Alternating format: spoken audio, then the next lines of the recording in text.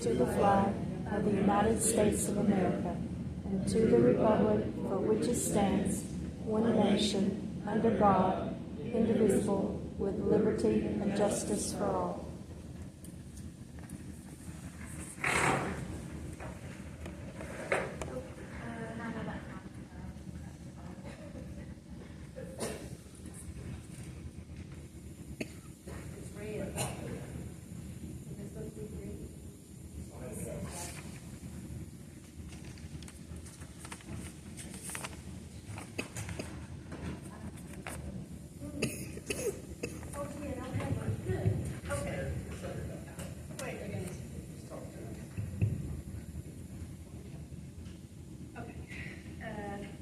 Next, we have the approval of the agenda. Do I have a motion? Motion to approve. Do I have a second? All in favor say aye. Aye. Okay, motion passed. Approval of minutes for the September 10th, 2024 regular meeting. Do I have a motion? Motion. Do I have a second? Second.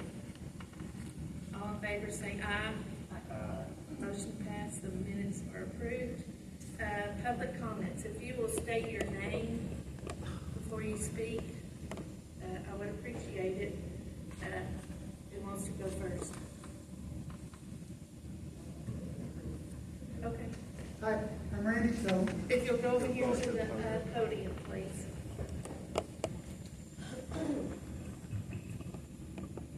Hi, I'm Randy Stone, and my comment is, I'm just wondering what instructions or guidance the board has received regarding hand counting ballots.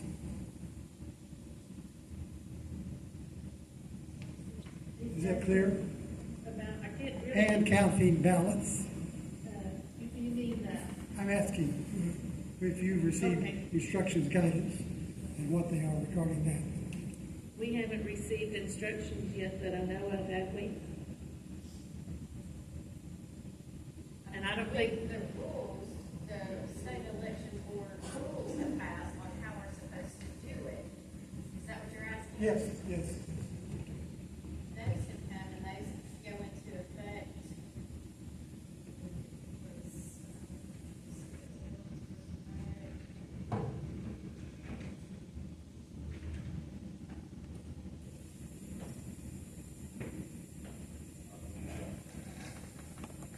October 22nd. It actually tells us, at our,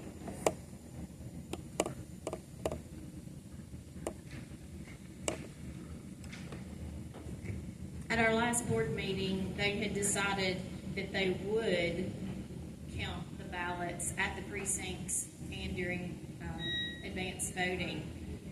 These new rules that are passing effective October 22nd, it just tells us that we're supposed to sort them in stacks of 50. Three poll officers are supposed to count them. So we just go by what the rule says, but our board had already decided that they would do that anyway, if that is your question.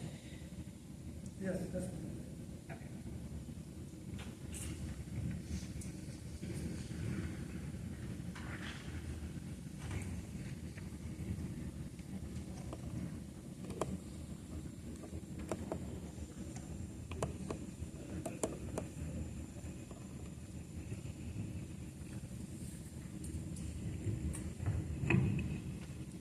Hello, my name's James Coles.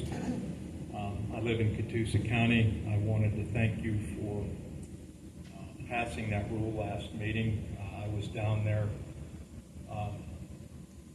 when the state election board also passed that rule. I think that's just another check and balance. I had a question before I make any comments. I just was curious about something because this was brought up at a hearing last week in front of Judge McAfee in Atlanta. And I'm trying to find out if anybody has ever seen this. I would think you may have, Tanya. I don't know that any of the board members would have. But my question is, have you ever seen that? Because that is supposed to be the username and password to the Dominion voting systems, and that is supposed to be the what has been used for the last like 14 years. They've not changed it.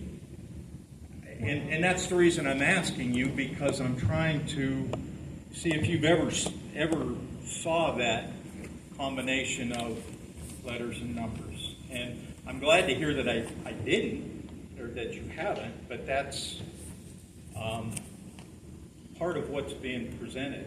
And I mean, I've seen that on t-shirts. Matter of fact, if you watch the state election board this morning, the meeting they had today, there were several people had t-shirts with that on it.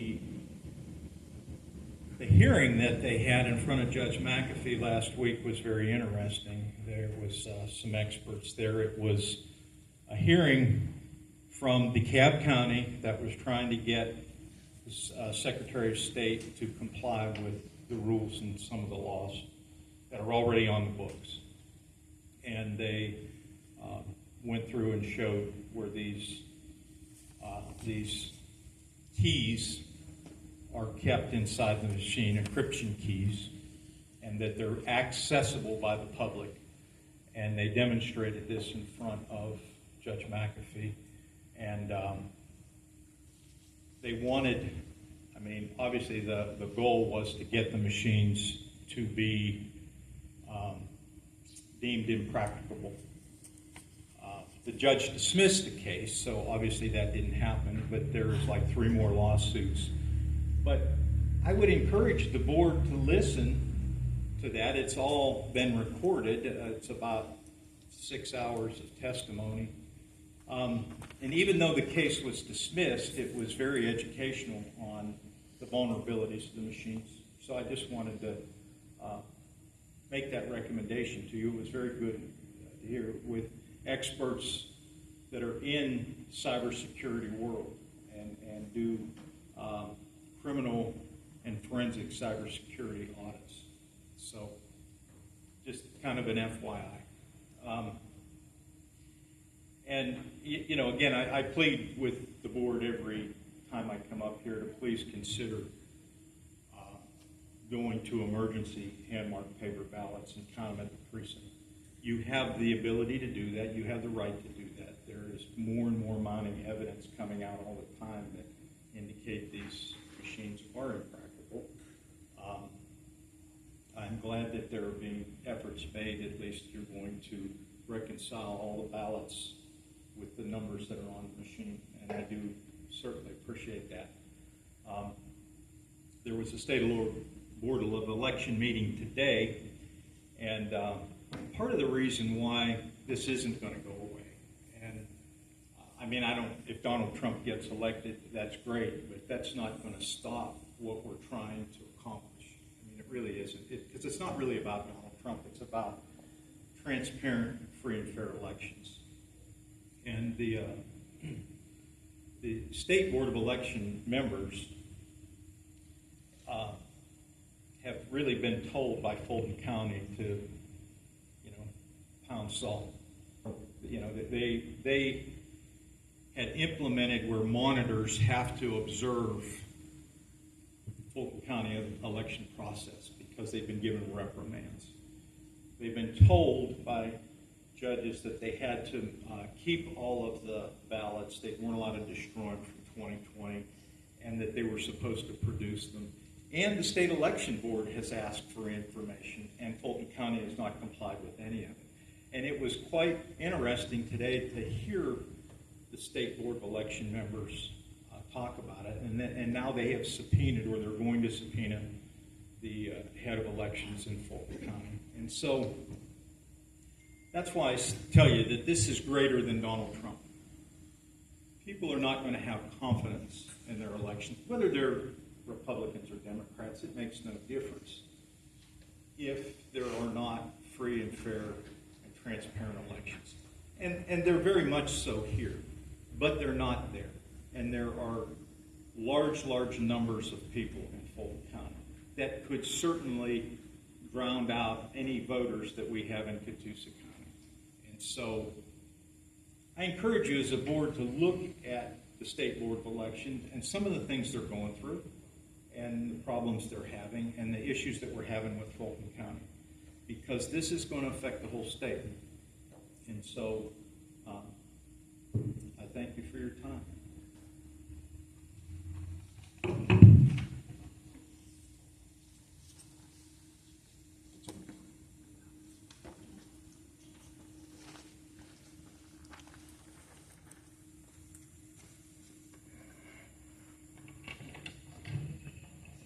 And my name is Mary Beth Bugé. And thank you for bringing that up, Mr. Coles. That is the master key to get into Dominion. And it is in plain text. It has been open to the world. Anybody anywhere in the world can get in and access those machines. I know you say they're not on the internet, but they are. And so anybody anywhere, if you could go back and read Dr. Holderman's report, which we hand-delivered to each of you, and he's an expert, he's a cybersecurity expert, and then those other 29 cybersecurity experts that wrote a letter, you'll know that these machines are vulnerable. And there's 1,000 different ways to steal elections. It's not just with the machines. And, of course, we got dirty voter rolls.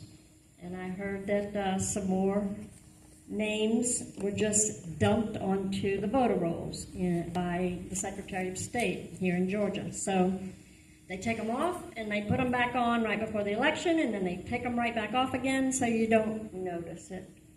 But we've got some Georgia nerds that are keeping an eye on all this. So Georgia's in a state of emergency. The citizens have declared a state of emergency, and I have talked to you about that before, and I'm going to reiterate.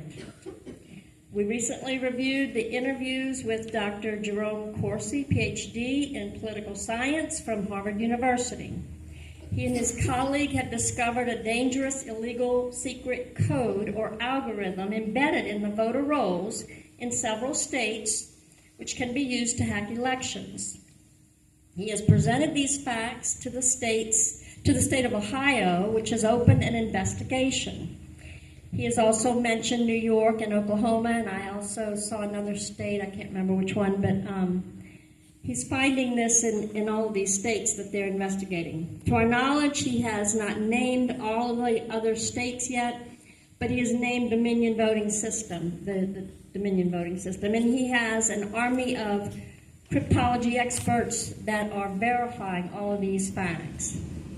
And there is a 7-minute video on there's several videos on Rumble by Dr. Corsi, but on his website he has a few videos, and there was a 7-minute video which I sent you a link to, and if you have lost it, I'll be glad to resend that to you. You can get more written and video information on his website, and it's called gods5stones.com. And that's referring to the 5 stones that Daniel used to slay the giant. We urge you to educate yourselves on this critical matter, as Dr. Corsi believes they will uncover the secret embedded code in every state they investigate. We in Georgia and Catoosa County cannot take the chance with the 2024 elections. We have the legal authority, you have the legal authority to use emergency paper poll books and emergency paper ballots. You have the legal authority to conduct a full hand count before certification. In fact, you have the duty to prevent fraud, deceit, and abuse, according to OCGA 21-2-70-15. And we are trusting you to do the right thing. And this was in this email that I sent you for last month. Now, this was put out by the Georgians for Truth, which I am the Catoosa County chairwoman for Georgians for Truth. Dear election board members, we, the members of GeorgiansForTruth.org, are writing to express our strong support for the petition submitted by the Coalition for Good Governance, which requests the Georgia State Election Board to mandate the use of hand-marked emergency paper ballots for the upcoming November 2024 general election. This measure, along with other critical safeguards, is essential to ensure the integrity, accuracy, and public confidence in our electoral process. Even this week, CISA and the FBI have issued another warning about the vulnerability of our electronic voting system due to cyber attack.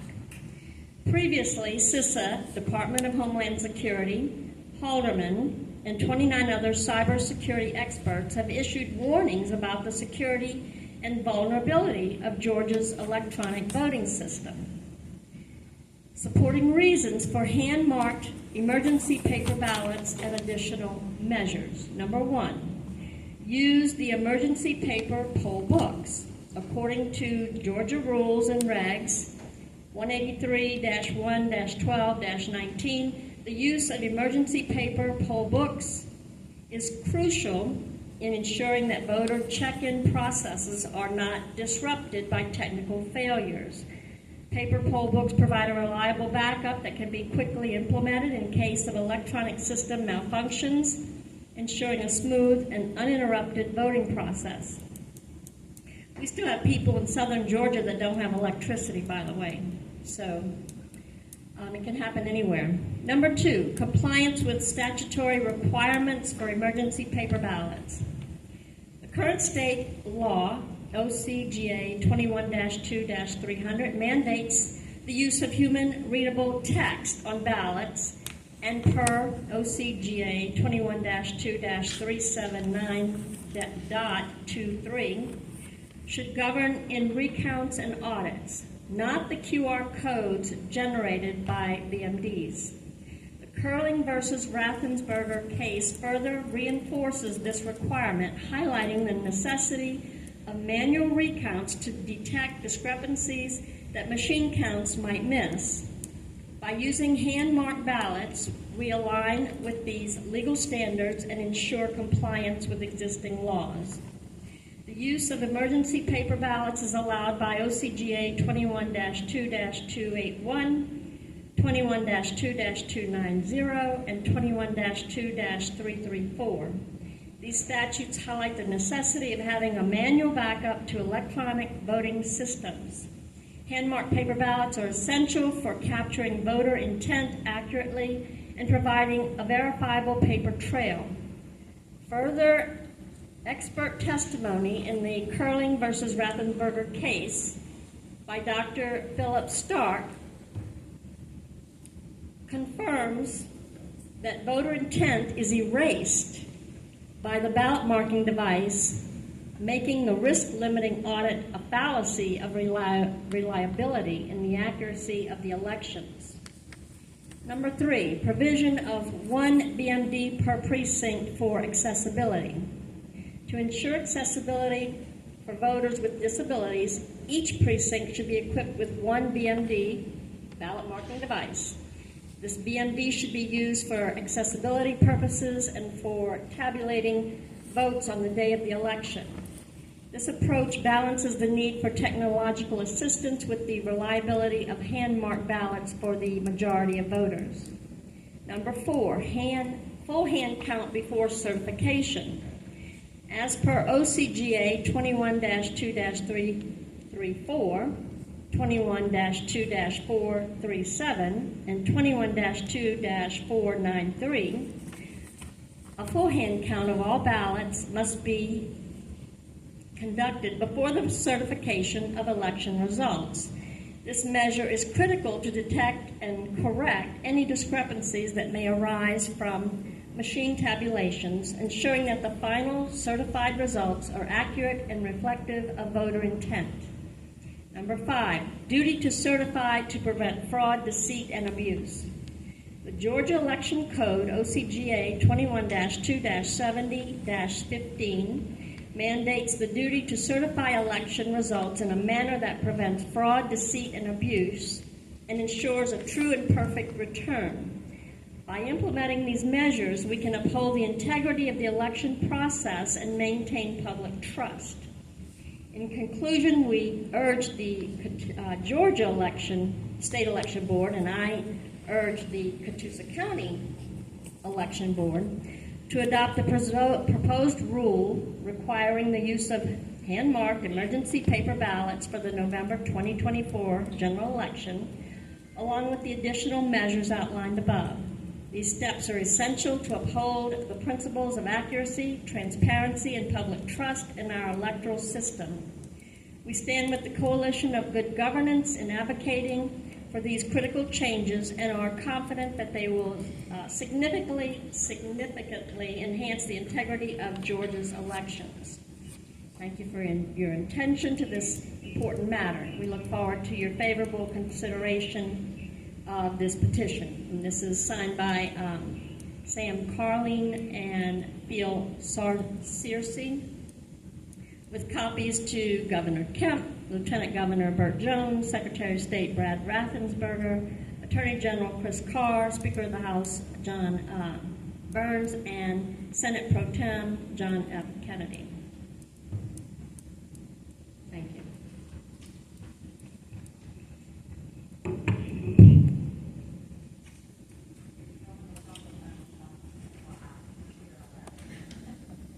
Is there anybody else that wants to speak? Okay, old business, City of Ringgold, there's nothing to report. City of Fort Oglethorpe, there's nothing to report. The poll worker shirts for election day, they've been received. Do you want to show them, Rebecca? Yeah. Has everybody got theirs? Election day, all poll workers will have this shirt on so the public can easily recognize everybody. All poll workers are attending poll worker trainings right now. When they come to poll worker trainings, they will receive their shirts. If they end up canceling and cannot be a poll worker, we're asking if they'll bring the shirt back to us.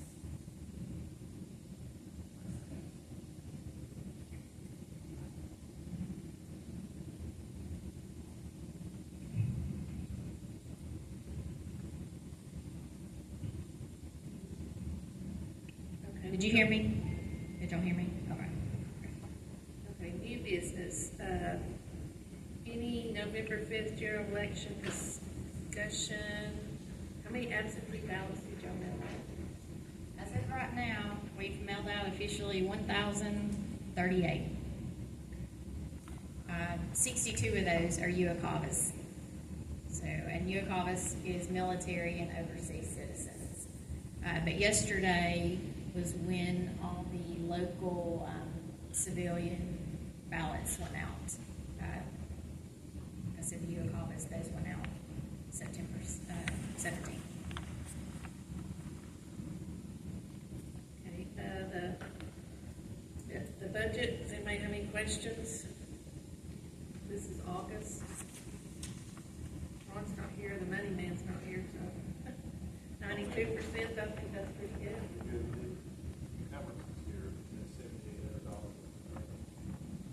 $7,800, that's for the ballots, the cost of the ballots. Still waiting on an invoice. I called them and they were without power. They were actually still printing ballots on backup generators for other counties. Luckily, we had received all of that. Okay. What about the printers for election day? The poll pad printers. You can't say that. Poll pad printers. We received the paper that goes in them, but we're still waiting for those to come in. They have to go to Secretary of State's office first because they have to approve those. They have to certify, but they promised me they would be here before Election Day. Okay, any miscellaneous topics? Yes. None of I went to Lakeview.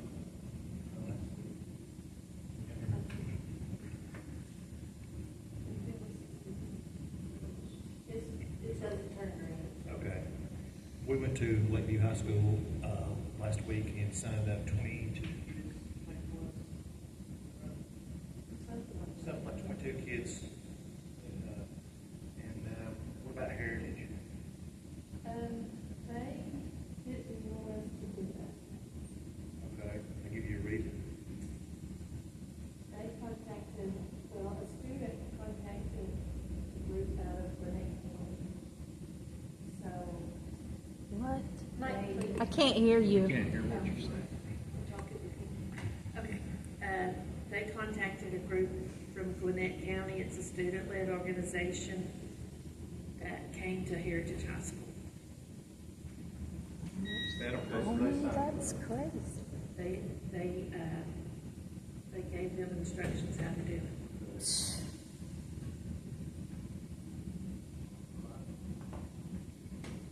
Anything else?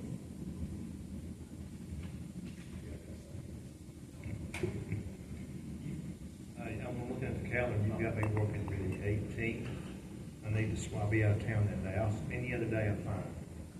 I was gonna ask y'all if you would look over it. I know Ron said that he needed off on Wednesdays and Fridays, and I know Jennifer needed Wednesdays, but, if somebody could take that Friday. Any day, any other day's fine with me, except that Friday. Okay, so what, swapping Friday for Wednesday? I'll take it, it's fine. Okay, well, I can do Wednesday. You know. I'll call you. Okay, all right. And if y'all just look over that calendar too, and just let me know if anybody else has any, conflicts.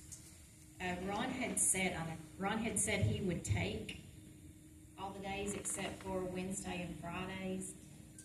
So if I don't have somebody down, he had said he would take that day, but I figured maybe one of y'all might want to do it and not have him doing every single day of those 2 days. I mean, I can do Monday the 28th, and you won't miss it, but I'm at, and I can do the 31st. I mean, I can do any day except Wednesday or Friday. So I'll do the 28th. What Do you have anybody on the 26th? Doesn't look like there's anybody on it. I think it's solitude. Yeah, I think Jennifer just volunteered. For which day? 25th, you don't have anybody? I got it. Just, if somebody gets, something happens, just you can call me the day before, or even that day after, what's the 18th, or the day after. I did want y'all to look at November, just as an FYI, on the 4th. Absentee panel will come in at 4 p.m. this time instead of, normally they come in at 6. Are you still able to come in at 4, Nana? Yeah, that's fine. Okay. I can do both. Is this on election day, they're gonna be here too? Yes. Okay, that works fine. Yeah, we're gonna have 2 different groups, so if you could come in at 2, Nana, and then, there's another team that will, be sequestered over at the fire station. And Jennifer, if you will be with them, they are actually gonna meet at 5:30, and they will close down our, advanced voting election machines. So the reason everyone has to be sequestered is when you close those machines down, it will start printing out results. So those results can't get, of course, released until 7 p.m. So the absentee panel, and then we'll have someone from the Republican Party and the Democratic Party over there too, observing. But when y'all go over there, Jennifer, you'll just have to make sure that you collect everybody's cell phone, because they can't be on their cell phones. Everything is sequestered. But that will happen at the fire station next door in their training room, and that is advertised. Do you need me Monday for absentee? You may, Mr. Gunn. And of course, the next morning, that consolidation, who would like to come in at 9? Okay. Now, that new rule that came through that'll go into effect on October 22nd, also, the board has to meet here at 3 p.m. on that Friday to go over all those certification documents. So you'll have to come in at 3 and start looking at all those reports, but we can't officially certify until after 5, or like the certification deadline is Monday. That's Veterans Day, so of course it would fall on Tuesday. But if y'all review all the documents and everything is good, and we receive back all our cures and you'll call the ballots, if everything is great, then y'all can, certify after 5 p.m. on that Friday. Then you wouldn't have to worry about coming back Tuesday. And we If can you go find- ahead and do anything that's been cured, we can go ahead and approve it before 5. Yes. It's just we have to give everybody the chance. to Correct. do it at 5. If we have provisional ballots, they have until 5 p.m. on that Friday.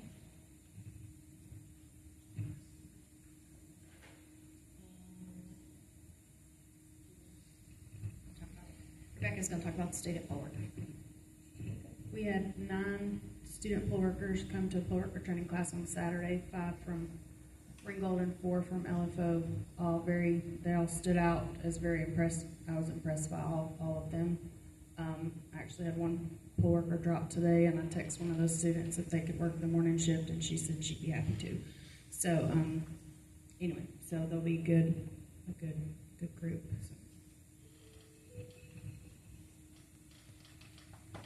And then next is risk limiting audit. Of course, will be at 9 a.m. on Thursday the 14th. So I will definitely need at least 2 board members. So.